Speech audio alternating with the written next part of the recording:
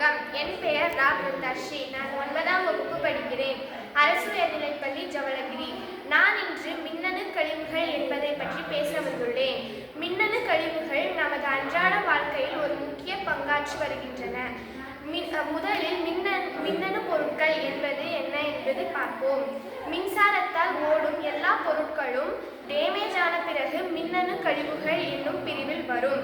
மின்னணு கழிவுகள் மக்காதவை. மின்னணு கழிவுகள் என்னென்ன என்றால் டேமேஜ் ஆன phone charger, damage phone, damage laptop, damage computer, damage TV என்று மின்சாரத்தால் ஓடி டேமேஜ் ஆன எல்லா பொருட்களும் மின்னணு கழிவுகளில் வரும்.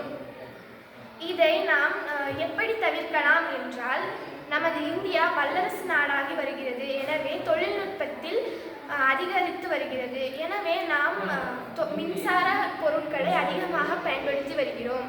எனவே அது டேமேஜ் ஆகிவிட்டால் அதை நாம் தூக்கி எறிவதால் அது நில மாசு, காற்று மாசு போன்ற பல இயற்கையை அழிக்கும் சீற்றங்களாக உருவெடுக்கிறது.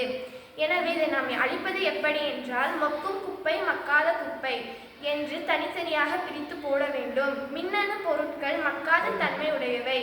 எனவே மக்காத குப்பையில் போட்டு அதை மறுசுழற்சி செய்ய முடிந்தால் மறுசுழற்சி செய்ய வேண்டும். செய்ய முடியாத குப்பைகளை பயன்படாத நிலத்தில் குழி தோண்டி புதைத்து மின்னணு கழிவுகளை அகற்ற வேண்டும். எனவே நமது மின்னணு நகரமான பெங்களூர் நமது இந்தியாவில் இருப்பதால் தொழில்நுட்பங்கள் அதிகமாக உள்ளது. மின்னணு கழிவுகள் அதிகமாகவும் உள்ளது. இப்பொழுது அன்றாட வாழ்க்கையில் மின்னணு கழிவுகள் அதிகமாகி வருகிறது. அன்றாட வாழ்க்கையில் மின்சாரத்தால் இயங்கும் பொருட்களை நாம் அதிகமாக பயன்படுத்துவதால் இது மிகவும் அதிகமான ஒரு முக்கிய பங்காற்றி வருகிறது. எனவே நாம் மின்சார கழிவுகளை அகற்ற வேண்டும் என்று அனைவரும் உறுதி கோர வேண்டும். நமது வளர்ந்து வரும் இந்தியாவை நாம் காப்பாற்ற வேண்டும் என்றால் மின்னணு கழிவுகளை அகற்ற வேண்டும். எனவே இது மக்காத குப்பைகளை போன்றவை. எனவே இது மறுசுழற்சி செய்ய முடியாதவை, புதைக்க வேண்டும்.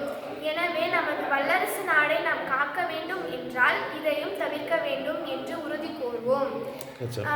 எனவே நாம் மின்னணு கழிவுகளை அகற்றுவோம் என்று உறுதி கூறி நமது வல்லரசு நாடை வளர்க்க முயன்றுவோம். இப்படிக்கு பிருந்தாஸ்ரீ. நன்றி.